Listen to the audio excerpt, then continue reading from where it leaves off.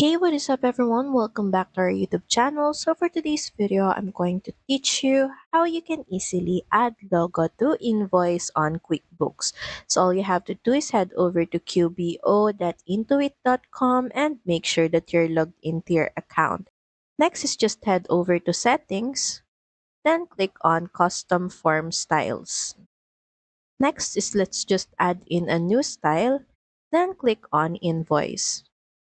And from here, you can see add your unique logo. Just click on it, then click on add the logo.